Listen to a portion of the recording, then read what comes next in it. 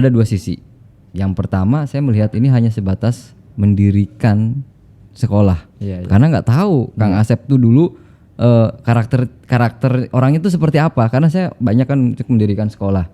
Kemudian yang kedua, kok ini sekolah ada punten ya Kang ya, di sebelahnya kok ada peternakan ayam gitu kan ayam. Ya kan, karena secara SPM-nya kan nggak boleh lah istilahnya kan, ya istilahnya mengganggu nanti kenyamanan untuk kegiatan belajar mengajar.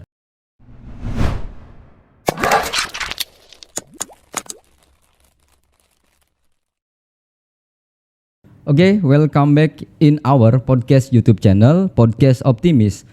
Salam olahraga Jaya. Ya, terima kasih biar tidak kaku. Soalnya episode kedua, Kang. Ya, episode pertama rada kaku, jadi episode kedua. Jadi di sini adalah Podcast Optimis, obrolan olahraga pemuda prestasi tiap hari Kamis.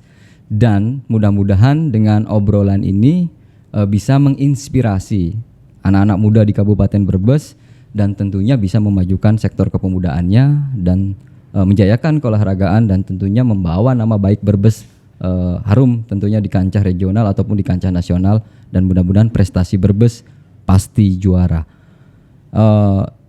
Di tengah-tengah kita hadir seorang pelaku olahraga dan influencer, mudah-mudahan kedepannya bisa mempengaruhi pelaku olahraga di Kabupaten Brebes untuk menyemangatkan, untuk memotivasi pelaku-pelaku olahraga di Kabupaten Brebes, mudah-mudahan bisa menjayakan sektor keolahragaan di Kabupaten Brebes. Dan tentunya beliau adalah pendiri sekolah di Selatan, sekolah Al-Bahri, dan memang segmennya juga untuk pendidikan karakter dan ya tentunya keolahragaan. Dan beliau juga adalah salah satu pelatih cabang olahraga senam. Dan mungkin buat sobat-sobat Pora yang ada di Kabupaten Brebes, melihat cabang olahraga senam ini mungkin tidak begitu antusias atau belum membudaya di Kabupaten Brebes, dan mudah-mudahan dengan kita ngobrol nih bisa menjadikan inspirasi buat teman-teman sobat Pora yang ada di Kabupaten Brebes. Mudah-mudahan sektor keolahragaan bisa jaya, dan beliau adalah salah satu pelatih PON Jawa Tengah terkait dengan cabang olahraga senam, dan beliau juga banyak prestasi-prestasi yang sudah bermunculan atau sudah beliau dapatkan di kancah provinsi maupun mudah-mudahan nasional ya. Oke, kita sambut di hadapan saya adalah Kang Saipul Bahri atau biasa disebut Kang Asep. Selamat datang. Buka dulu Kang apa namanya maskernya. Oke. Ya. Oke, saya juga buka kacamatanya. Oke, Kang Asep, kumaha kabarna? Alhamdulillah saya wah, saya damang ya Kang. Baik-baik saja. Ya, baik-baik saja. Selamat datang Kang Asep. Ya. Dan mungkin banyak teman-teman yang belum mengenal Kang Asep, nanti mungkin Kang Asep juga mengkoreksi apa yang tadi saya sudah sampaikan, apakah sudah benar ataupun ada yang kekeliruan. Nanti Kang Asep bisa menjelaskan terkait dengan profil Kang Asep seperti apa. Monggo Kang Asep bisa menjelaskan. Oke, tadi betul apa yang disampaikan Pak Mas Adi. Saya Saiful Bahri, biasa orang panggil si Asep. Kalau orang Sunda bilang Asep itu ganteng. Tapi sayangnya kalau orang Jawa kebalikannya. Itu tidak, Asep itu ganteng katanya. Jadi Asep tidak ganteng. Oh, tidak ganteng. Iya. Iya, berbanding terbalik dengan Sunda. Iya. Saya memang pelatih senam, aerobik gimnastik khususnya. Tapi selain aerobik gimnastik memang ada senam artistik putra putri, di mana untuk senam sendiri ada beberapa nomor. Ya, senam artistik itu ada artistik putra, artistik putri, aerobik gimnastik dan ritmik. Khususnya di tempat saya berlatih itu yang tidak ada cuma ritmik. Jadi artistik putra, artistik putri dan aerobik gimnastik. Ya tadi disampaikan tergolong masih pemuda, mungkin pemuda sudah di ujung karena usianya sudah di atas 40 ya, tapi merasanya 28. Merasanya masih 28. Oke. Keren. Kesibukan apa yang sedang dijalani Kang? Karena ini kondisi pandemik dan tentunya cabang olahraga senam itu masuk salah satu indikator kinerja kita, bahwa salah satu yang bisa meningkatkan prestasi olahraga adalah salah satu indikatornya salah satunya cabang olahraga senam. Dan prestasi apa yang sudah dijalani? Oke, bicara kesibukan dulu lah, kesibukan di masa pandemi kalau Kang. Di masa pandemi untuk kesibukan karena saya juga masih sebagai abdi negara, guru olahraga, guru penjas ya. Guru olahraga di Punten, ASN kan? Iya, ASN. Kok Dari tahun 2005 ya, dari tahun 2005. Oh, 2005. 2005 jadi ASN. Makanya dari dulu sebenarnya di Semarang. Dari Semarang karena diterima di Brebes jadi pulang kampung. Alhamdulillah bisa memajukan Brebes lewat yang saya punya. Kesibukannya sekarang selain mengajar PJJ di MAN 2 Brebes, saya juga setiap hari latihan tapi dengan jelasnya protokoler kesehatan. Yeah. Jadi kami di masa pandemi tidak mengganggu program latihan. Apalagi ini dalam waktu dekat di tanggal 8 bulan depan, bulan April, saya bawa 10 atlet, 3 atlet untuk seleksi SEA Games dan 8 atlet untuk kejuaraan nasional junior. Di mana itu kan? Di Bogor yang mengadakan PB Persani. Iya. Jadi untuk PB Persani pusat apa? Pusat. Oh, pusat. Pusat. Jadi pengurus besar Persani Indonesia. Ya. Terus mungkin banyak teman-teman ya yang mungkin pengen, kalau kita berbicara tanpa podcast, mungkin hanya saya aja yang tahu apa yang jadi lesson learn atau X faktor suksesnya, apa yang menjadi mungkin hanya saja saya, tapi dengan mudah-mudahan dengan kita bisa sharing di sini di podcast obrolan ini mudah-mudahan bisa menginspirasi nih para kaula muda atau para pelaku olahraga di Kabupaten Brebes. Kok bisa seperti itu? Awalnya tuh seperti apa, Kang? Kadang tadi saya sampaikan cabang olahraga senam ini belum membudaya. Betul. Iya kan? Iya. Punten, kecamatan mana ya? Bantar Kawung. Oh, kecamatan Bantar Kawung. Dan lihat karakteristik kecamatan Bantar Kawung, mungkin belum ada historinya cabang olahraga senam. Biasanya di selatan itu kan cabang olahraga kayak bola voli, sepak takraw, sepak bola, kemudian ya istilahnya olahraga yang sudah mungkin biasa digeluti atau membudaya di wilayah selatan. Dan cabang olahraga senam dan luar biasa loh, yang saya masuk jadi kepala bidang pemuda olahraga kaget, senam bisa mewakili Indonesia kemarin katanya di Korea Selatan. Korea Open ya. Ya Korea Open kan luar biasa. Dan gimana sih awal mulanya gitu Kang Asep terjun ke cabang olahraga senam? Iya. Sebenarnya dulu waktu kuliah di Universitas Negeri Semarang ngambil pembinaan prestasi senam di artistik. Tapi sayangnya tidak terpupuk dengan baik. Sehingga pada semester 5 kalau tidak salah ada namanya pembinaan prestasi senam aerobik. Tapi pada saat itu masih kebugaran. Jadi calon instruktur aerobik kebugaran untuk ibu-ibu di Sanggar. Awal mula di tahun dengan Mbak Astuti itu almarhumah, mudah-mudahan beliau tenang di alam sana, itu orang yang paling berjasa, justru orang yang pertama kali ada aerobik gimnastik di Jawa Tengah itu lewat Mbak Astuti. Orang mana? Orang Semarang. Oh, orang Semarang. Orang Semarang. Jadi ketika itu saya pembinaan prestasi aerobik diseleksi sama pelatih pada saat itu Grand Candi Hotel. Saya tidak terpilih. Nelongso sebenarnya. Nelongso sekali, yang lainnya dipilih mungkin saking kakunya. Tapi karena pada saat itu saya ingin bisa, akhirnya ikut-ikutan. Kalau orang Sunda bilang bawang, ikut-ikutan di belakang, ikut-ikutan di belakang. Tapi akhirnya tahun kedua saya dimasukkan. Setelah itu semester 8 waktu kuliah, saya bolak-balik ke Jakarta. Kalau punya uang ngumpulin ke Jakarta latihan seminggu. Sampai Mbak Astuti selaku pelatih juga yang masak sendiri buat kami karena minim anggaran. Pertama kali. Berarti pas kuliah itu ya? Iya, pas kuliah. Tapi terlalu akhir sebenarnya. Ya, jadi terlalu akhir. Bagi yang muda-muda, saya pertama kali bertanding itu sudah menikah. Iya, pertama kali bertanding di Prapon 2004 di Palembang. Di Prapon di Palembang itu pertama kali bertanding. Dan itu posisi sudah menikah pertama kali. Ya, mengenai untuk senam di Bantar Kawung, betul. Ketika saya tahun 2005 ke sana belum ada sejarahnya di Bantar Kawung itu ada senam.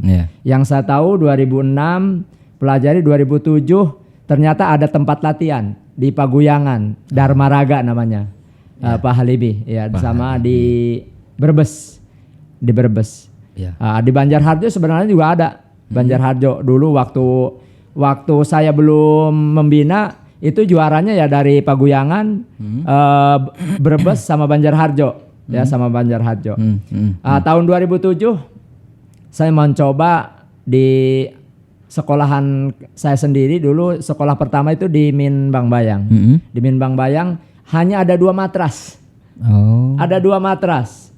Ada 2 matras, anak-anak saya rekrut ikutan dengan 2 matras itu ya hanya gerakan sederhana. Itu pun terkendala karena yang namanya juga di kampung ya. Karena juga di kampung banyak orang tua yang melarang. Iya, kata orang Sunda bilang nggak usah ikutan senam, nanti jantungnya terbalik. Gitu ya. Yang lebih parah lagi, mereka ketika habis latihan senam mereka sholat bukannya sujud tapi roll depan. Itu. Dan akhirnya saya harus door to door tuh. Harus door to door ke rumah menjelaskan kepada orang tua bahwa olahraga ini nggak berbahaya. Jadi dari awal itu 2007 bahkan saya belajar sama Pak Halimi di Paguyangan bahwa atlet kalau hari Minggu 2 pakai bonceng kadang 3 bagaimana cara melatih. 2007-2008. Ya intinya kan pada saat proses mau mengembangkan keolahragaan senam ini kan banyak resistensi ya, penolakan dari orang tua ya. Iya pasti. Iya. Nah itu awal mulanya terjun. Aku optimis nih. Aku bisa intinya Kang Asep bisa membawa cabang olahraga ini bisa ya istilahnya jadi olahraga unggulan utama di Kabupaten Brebes. Dan tentunya banyak prestasi. Itu awal mulanya seperti apa yang benar-benar Kang Asep optimis nih bisa nih gitu loh. Ya satu. Seperti apa yang disampaikan tadi, untuk olahraga senam itu tidak membudaya sekali seperti sepak bola, bola voli yang ada di Brebes Selatan. Makanya cabang senam itu peluang, ya peluang untuk Brebes meraih prestasi di senam. Ya awalnya tadi dengan awal seminggu 2 kali latihan. Ternyata ketika seminggu 2 latihan di Popda saja hanya sebagai peserta. Akhirnya pulang bukan mundur, enggak mundur. Tambah seminggu 3 kali, berangkat lagi tahun depan, lumayan dapat perunggu. Wah ini kalau 3 kali dapat perunggu, saya harus maju lagi nih, tambah lagi seminggu 4 kali. Seminggu 4 kali baru sudah mulai dapat perak dan emas di 2009. Itu level Popda SD pertama. Karena kan baru memulai. Belum ada yang usia SMP, SMA, bahkan perguruan tinggi belum ada. Jadi ikut Popda dengan 4 kali sudah mulai bersaing tuh dengan senior-senior yang ada di Paguyangan dengan yang di Brebes yang sudah memulai lebih dulu untuk pembinaan senam. Terus terkait dengan prestasi tadi sudah disampaikan. Kemudian levelnya kan tadi Popda, Porprov, kemudian PON ataupun tadi kan juga saya dengar juga sebagai mau seleksi SEA Games di Bogor ya. Di Bogor ya. Nah itu pengalamannya itu seperti apa Kang? Mungkin yang level di atas Popda lah. Di atas Popda. Pertama kali saya terjun sendiri bawa nama Brebes, ingat sekali Porda 2005. Main sendiri. Pertama kali saya menyumbangkan untuk Brebes 2 perak. Dari nomor single sama berpasangan aerobik gimnastik pada saat itu. 2005, 2009 alhamdulillah saya bisa menyumbangkan emas pertama senam di Porprov tahun 2009 yang pada saat itu tuan rumahnya Solo. 2009 nomor trio dan 2011 ya. 2011 itu sudah mulai pensiun. Sudah mulai pensiun jadi atlet 2011. Oh berarti pernah mendapatkan prestasi sebagai atlet medali emas di Porprov. Kemudian itu karir atlet. Atlet sendiri. Karir atlet sendiri. Nah karir pelatih? Karir pelatih pertama kali untuk bawa nama Jawa Tengah.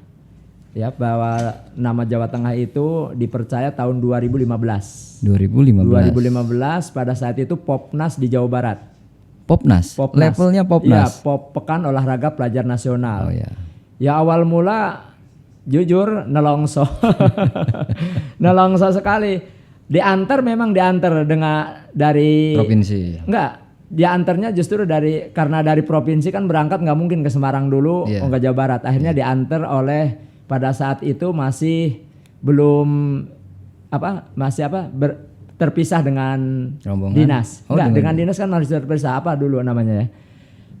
Pariwisata. Iya, Dinas Olahraga dan Pariwisata.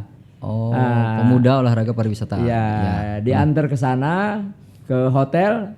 Sampai di hotel kami nginep dan sebagainya. Peringkat 6 ya. Peringkat 6.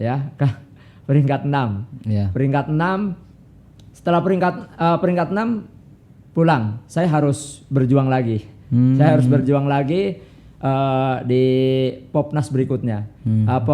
Tahun 2017 saya dipercaya lagi untuk pegang Popnas Jawa Tengah. Popnas Jawa Tengah saya suruh pegang lagi. Kebetulan atlet Brebesnya 2, Banyumas 1. Alhamdulillah di Popnas itu sangat menggembirakan karena dapat 1 emas, 1 perak, 1 perunggu. Berarti luar biasa ya, maksudnya karir sebagai pelatih. Yang sekarang nih gimana karir pelatih? Ya, jadi pada saat yang sangat membahagiakan itu pada Popnas 2017, itu kami belajar dengan DKI. Iya, pada saat Popnas 2015, kami posisi di peringkat 6, sedangkan DKI sudah di peringkat 2 untuk putri. Tapi di Popnas 2017, DKI-nya tetap peringkat 2, kami yang peringkat 6 dapat medali emas. Itu yang paling menggembirakan.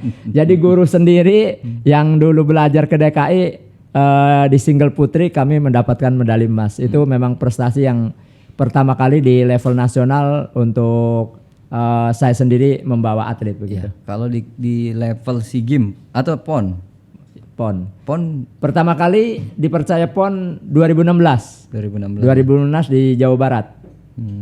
Bawa mix pair, kebetulan atlet Brebes sendiri namanya Tri Suryana dan Riantika. Itu peringkat 5 di PON Jawa Barat yang ke-16. Level di atasnya untuk ini baru ya, berarti kalau kaitannya seleksi SEA Games ini baru ya? Enggak, sudah 2 kali ini. Dulu 2019 ikut seleksi SEA Games. Cuma karena persiapannya kurang, hanya selisih koma sebenarnya. Dengan yang berangkat di SEA Games itu hanya selisih koma. Sayang sekali karena persiapan yang sangat mepet. Ya. Terus momen yang spesial atau yang paling berkesan saat menjadi atlet ataupun pelatih itu seperti kayak gimana Kang waktu dulu gitu ya? Ya. Kalau waktu jadi atlet yang momen paling seneng jelas dapat medali naik ke atas panggung begitu. Orang-orang pada sang juara itu yang momen yang paling berkesan. Tapi sampai detik ini yang paling berkesan sampai saya nangis itu pada saat Popnas 2017.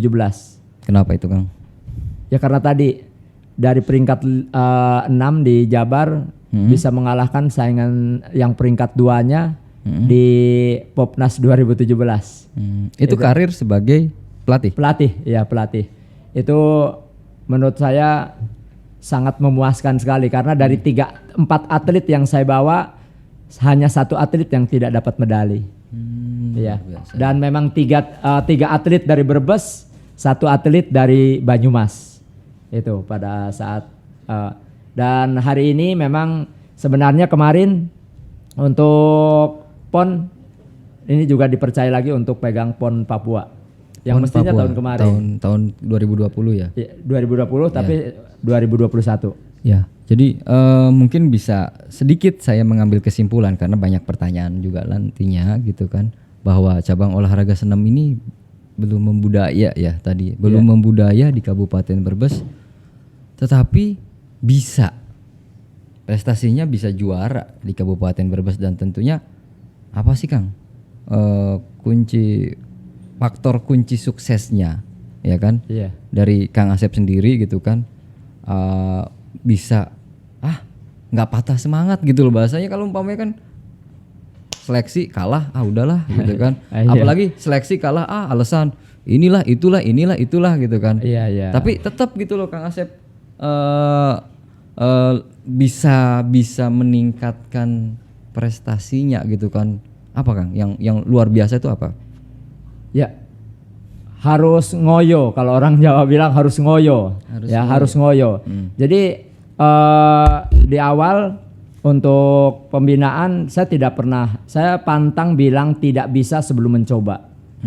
Ya, jadi saya harus belajar hari ini, tapi kapan-kapan orang lain yang harus belajar ke saya, itu prinsip saya dari awal. Karena saya tahu ya dari sektor sarana prasarana juga kan tidak memadai ya istilahnya kan awalnya. Kemudian secara kontinuitas terus berlanjut gitu loh Kang. Jadi walaupun ya prestasi di awal nggak ada harapan, kemudian terus gitu kan sampai membuahkan hasil. Saya juga kaget pas masuk di sini gitu kan, senam gitu kan.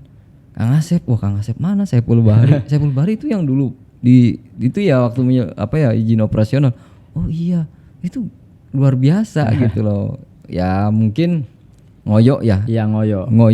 Ngoyo untuk terus jangan pantang menyerah. Jangan pantang terus-terusan. Jadi trial and error juga harus dipakai. Oh gitu. Iya terus. Jadi memang untuk senam di Brebes belum populer.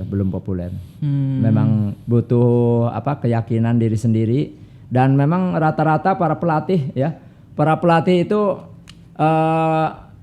ini buat teman-teman pelatih, kita kadang-kadang fokus kepada kekurangan, padahal kita harus fokus kepada kelebihan. Oh gitu. Iya. Ya awal saya latihan hanya di ukuran gedung 7x12 meter dengan artistik putra, artistik putri sama aerobik gimnastik. Bayangkan gitu. Kadang mungkin teman-teman yang nanti akan melihat episode ini, senam itu lebih persepsinya tuh ke arah ya senam massal, ya kan, senam SKJ gitu kan, kemudian ada senam aerobik atau zumba mungkin yang sedang booming sekarang ya. Mungkin biar bisa dijelaskan kategori senam itu ada senam ini loh gitu kan, karena banyak sekali gitu kategorinya, dan yang sedang dikembangkan dibina sama Kang Asep itu senam seperti apa gitu. Oh iya. Memang kadang-kadang berbeda. Kadang-kadang ini yang menjadi hambatan menjadi hambatan kalau kesannya udah aerobik, basah gitu. Iya, jadi kesannya itu cewek gitu kan. Kesannya justru itu saya pernah gitu kan. Jujur, saya pernah waktu di pekerjaan dulu gitu. Hari Jumat ada kegiatan senam. Daripada senam, ya itu tadi yang kayak gitu tuh, daripada senam kayak gitu saya mendingan lari 5 putaran deh gitu kan. Jadi punten melambainya saya. Iya, memang kesannya seperti itu untuk aerobik ya. Tapi yang jelas senam itu kan di bawah Persani, Persatuan Senam Indonesia, baik di tingkat kabupaten sampai ke tingkat internasional yang namanya FIG. FIG, Federation International Gymnastik. Itu level dunia. Untuk di Indonesia namanya Persani. Jadi senam itu ada senam artistik ya, artistik putra, ada 6 alat di artistik putra. Ada lantai itu yang jempalikan itu. Ya. Kalau orang Salem bilang jumpalik hasil pan. Iya, jumpalik hasil pan ya. Jadi ada di nomor lantai ada meja lompat, ada palang sejajar, palang tunggal, terus ada pommel itu untuk di senam artistik putra. Ya, artistik putra. Kalau artistik putri ada 4 alat. Iya. Gimana sekolahan? Lancar ya. Lancar. Tetap di masa pandemik ada kegiatan sekolah? Ada, cuma sip-sipan. Tetap jaga protokoler kesehatan. Oke. Iya. Dan ya memang Kang Asep ini saya tahu waktu proses mendirikan izin operasional juga sama saya waktu itu ya Kang. Dan sebelah kandang ayam ya sekolahnya ya waktu itu. Betul. Dan ya saya melihatnya juga ada 2 sisi.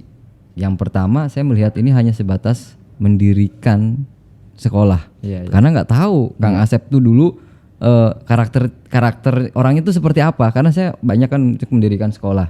Kemudian yang kedua, kok ini sekolah ada punten ya Kang ya, di sebelahnya kok ada peternakan ayam gitu kan ayam. Ya kan, karena secara SPM-nya kan nggak boleh lah istilahnya kan, ya istilahnya mengganggu nanti kenyamanan untuk kegiatan belajar mengajar.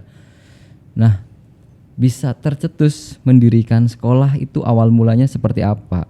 Apakah saya mungkin mengambil simpulan, apakah karena Kang Asep pengen membuat sebuah terobosan terkait dengan pendidikan di Kabupaten Brebes. Ya. Apakah untuk ya istilahnya terobosan itu mungkin terkait dengan menciptakan atlet, pengen punya sistem pendidikan sendiri gitu ya. Karena saya lihat Kang Asep ya punya mindset ke arah saya pengen menjadi pembeda terkait dengan karakter pendidikan, walaupun guide-nya kan sesuai dengan kurikulum yang ada, kurikulum tingkat satuan pendidikan gitu ya. Nah, ceritakan Kang. Jadi mungkin bisa menginspirasi masih muda bisa mendirikan atlet. Jadi bisa mendirikan sekolah dan niatnya itu benar-benar bisa menciptakan atlet-atlet prestasi di Brebes. Iya. Sebenarnya awal dari pelatih juga itu untuk pendirian Al-Bahri School itu. Jadi atlet-atlet saya yang setelah tingkat sekolah dasar ke SLTP itu banyak atlet-atlet saya yang mengeluh. Kok di sekolah begini, aturannya begini. Jadi mereka sebagai atlet itu disamakan dengan siswa yang lain, sehingga mereka banyak mengeluh. Saya sampaikan, sebenarnya bukan masalah kamu itu diabaikan oleh sekolah tersebut, karena ya tidak tahu cara bagaimana memperlakukan atlet pada saat sebelum pertandingan, saat pertandingan, dan setelah pertandingan. Akhirnya kalau seperti ini nanti kasihan anak-anak. Akhirnya mencoba mendirikan Al-Bahri School yang harapannya nanti atlet-atlet saya yang senam terutama dan yang lain bisa tertampung, sehingga keluhan-keluhan yang tadi tidak ada satu. Itu kenapa mendirikan Al-Bahri School. Yang kedua, saya punya anak lagi senang tentang buku tentang parenting atau pendidikan. Bagaimana cara mendidik anak. Dan buku-buku banyak yang saya baca, karya Munifati, Sekolahnya Manusia dan sebagainya. Ternyata sekolah-sekolah menurut pengamatan saya dari pengetahuan saya yang saya baca, itu masih terlalu jauh dengan konsep pendidikan yang sesungguhnya. Jadi di kita itu masih cenderung sekolah robot, bukan sekolahnya manusia. Padahal yang kita ajar manusia. Ya itu makanya kasihan kalau mereka dijadikan robot-robot. Ya kan karena sudah ya istilahnya setiap orang kan punya karakter yang berbeda. Betul. Sentuhannya juga kan otomatis kan berbeda gitu ya. Betul. Itu yang mungkin menjadi pembeda mendirikan sekolah di selatan ya. Dan saya banyak mengapresiasi juga sekolah Kang Asep ini, SMP Al-Bahri School. SMP Al-Bahri School ini banyak prestasinya, dan kemarin juga Kang Asep sebagai salah satu peserta workshop terbaik di kegiatan TOT workshop Paskibra.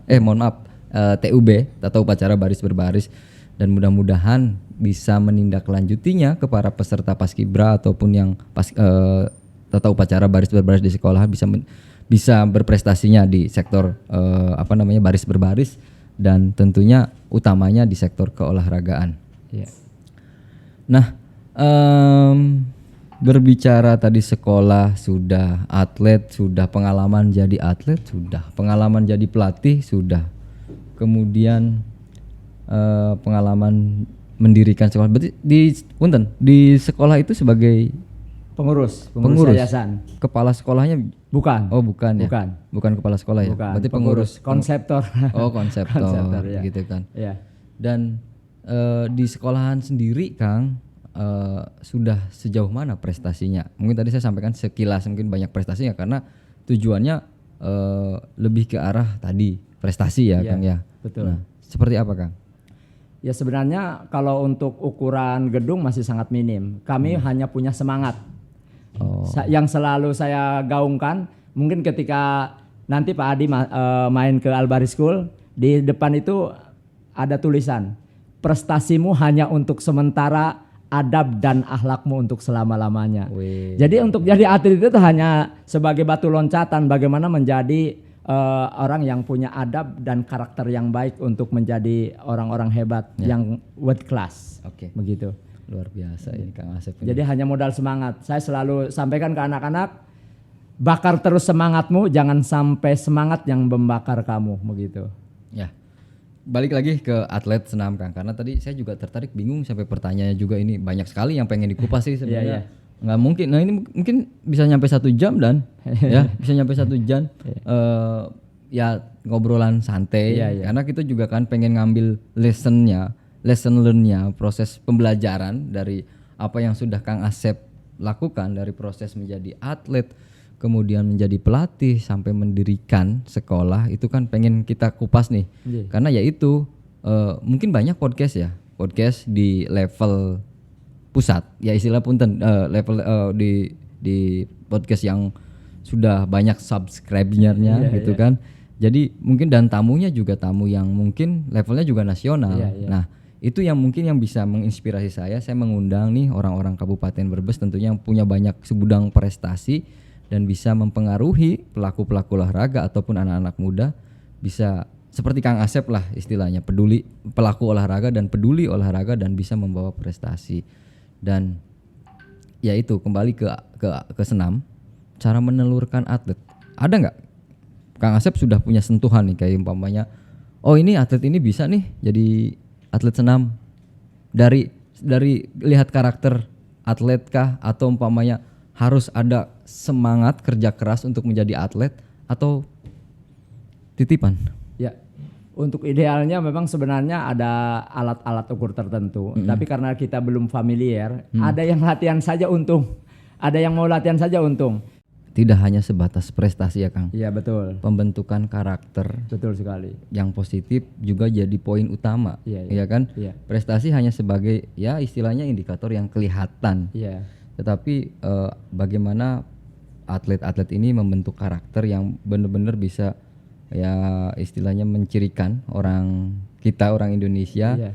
Dan apa namanya ya, yang mudah-mudahan bisa mempengaruhi warga Kecamatan Bantar Kaung ya, khususnya Kecamatan Bantar Kaung untuk ya terus-menerus apa ya istilahnya untuk terlibat dan menggaungkan prestasi-prestasi khususnya cabang olahraga senam di Kabupaten Brebes. Dan saya sangat salut sekali Kang terkait dengan tadi upaya dari awal kemudian menjadi atlet, menjadi pelatih. Ada tadi apa yang disampaikan, ayo ngoyo ya kan, ngoyo terus gitu kan, sampai ya mungkin kalau Pak Untung temennya Kang Asep kan bilangnya betul. Apa itu? Harus jadi wong edan. Jadi wong edan. Jadi wong edan ya. Kalau orang mau peduli olahraga biar prestasinya juara itu jadi wong edan ya Kang. Jadi nggak waktu itu juga nggak. Pokoknya untungnya saya punya istri keluarga yang mengerti. Jadi kalau ini iya. Sering ditinggal. Tak kira belum punya istri kan? Iya, istri baru satu. Istri anak sudah 4. Oh iya. Iya. Jadi harus ngoyo untuk pembinaan olahraga. Memang saya tidak pernah mengajarkan sama atlet saya mengeluh. Ada uang saku berangkat, tidak ada uang saku berangkat. Diragati berangkat, tidak diragati berangkat. Jadi kami terapkan ke atlet saya, jangan mengeluh. Soalnya banyak rata-rata lah orang diurusi orang semangat lah, orang dinasib orang ngurusi. Kalau kami enggak, mau diurusi mau enggak, karena tujuannya prestasi, maju terus. Nah itu mungkin yang bisa mempengaruhi Sobat Pora di Kabupaten Brebes. Iya. Jadi ya oke lah, secara prinsip, secara fungsi pembinaan kami di Brebes ya, tentunya ada aspek yuridisnya juga bahwa kita sudah menyediakan terkait dengan peraturan daerah penyelenggaraan keolahragaan. Iya. Itu juga di bawah undang-undang sistem keolahragaan kita. Kemudian kita terbentuklah Perda Penyelenggaraan Olahraga dan terbentuklah kemarin Grand Design Pembinaan dan Pengembangan Keolahragaan. Ada memang 2 perbub lagi yang harus kita eksekusi karena itu juga menjadi guide-nya para pelaku olahraga biar benar-benar berprestasi. Dan apa yang diambil atau yang dipetik dari pembelajarannya Kang Asep tidak semata-mata mendapatkan sponsor dari dinas atau sponsor dari yang lain, tetap tekad keras dan kemauan mungkin ya dari Kang Asep untuk terus membuktikan bahwa cabang olahraga senam ini bisa menjadi cabang olahraga unggulan utama di Kabupaten Brebes dan tentunya prestasinya yang luar biasa gitu kan. Ya alhamdulillah. Jadi kalau kita nggak punya sarana, ngapain kita harus ngoyo-ngoyo cari sarana? Ya kita punya semangat, yang kita pakai. Yang saya pernah atlet saya yang waktu Porprov 2018 ketika sama atlet Ragunan masih unggul, padahal secara sarana prasarana Ragunan tahu sendiri levelnya level nasional punyanya Kemenpora. Tapi dengan modal semangat dan anak-anaknya juga semangat, ternyata di Porprov 2018 masih di atas atlet